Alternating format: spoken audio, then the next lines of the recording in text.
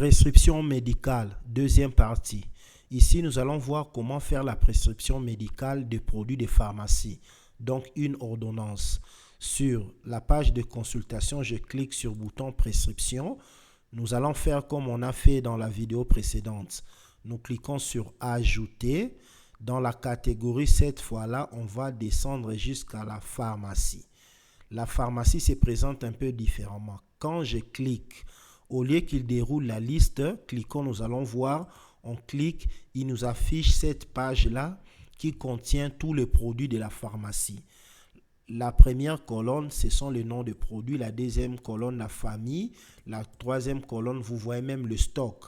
La quatrième colonne, c'est-à-dire la pharmacie de l'hôpital qui contient les produits là. Dans notre cas, c'est officine ambulatoire. Si je veux prescrire un médicament, je peux dérouler en voyant un médicament, je clique deux fois. Je clique deux fois, il s'affiche sur la page. Mais pour aller vite, je reprends, je clique là.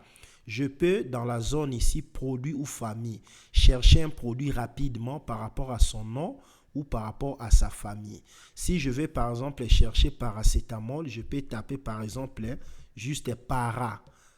Parce qu'il peut y avoir paracétamol, paradinque, ainsi que d'autres équivalents. Si je tape paracétamol, je serai bloqué seulement paracétamol.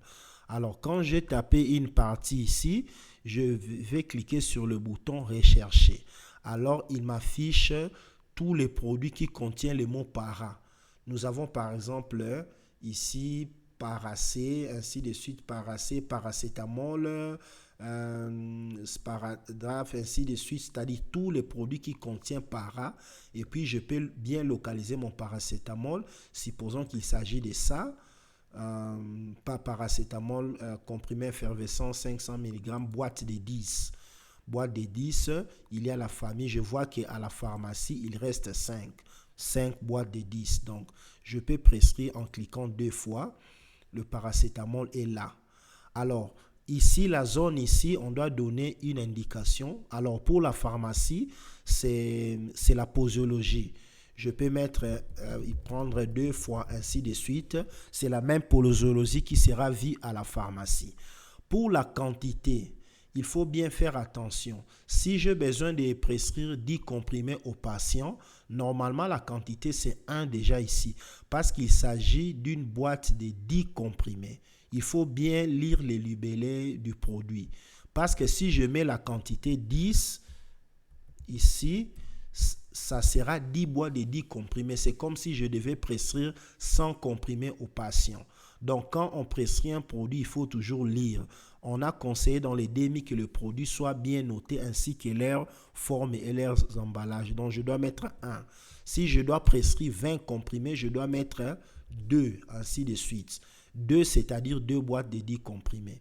La posologie, je peux mettre par exemple 2, ainsi de suite. Donc, vous mettez tout ce que vous pouvez mettre. Il y a aussi une façon de faire une posologie de manière semi-automatique. Je supprime ça. Je peux cliquer sur le bouton ici où il y a un bâton magique pour la posologie. Je clique là. Il m'affiche cette fenêtre.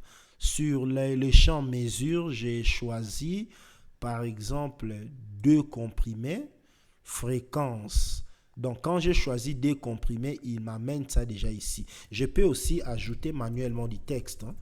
2 comprimés dans la fréquence. Je peux mettre le matin ou bien 2 fois par jour. Dans la durée ici, bon, s'il y avait des durées, je pouvais mettre par exemple pendant 5 jours, ainsi de suite. Il y a aussi une note à renouveler par exemple. Je peux ajouter d'autres choses manuellement.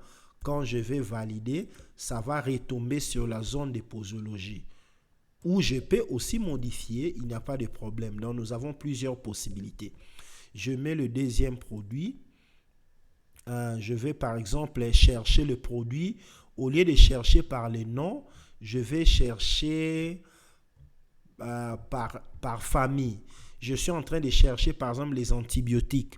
Je ne sais pas quels sont les antibiotiques qui se trouvent dans la liste de l'hôpital.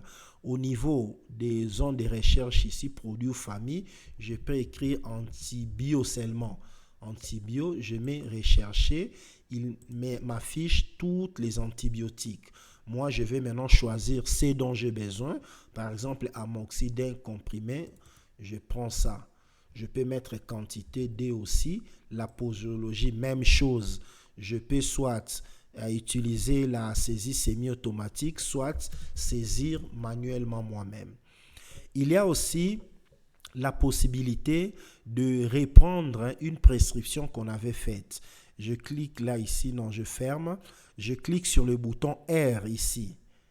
Donc, je clique le bouton R qui veut dire renouveler le produit. S'il y a déjà eu cette prescription en avance, je clique là, je vois toutes les prescriptions de ces patients. Ça, c'est par exemple ces prescriptions de la date du 9 juin 2023. Je peux reculer, je vois ces prescriptions du 2. S'il y a un produit que je dois renouveler avec la posologie, bien sûr, je clique simplement sur le bouton renouveler. Le produit et la posologie se met directement dans la liste. Après avoir prescrit, je peux confirmer pour que ça retombe dans la page ici.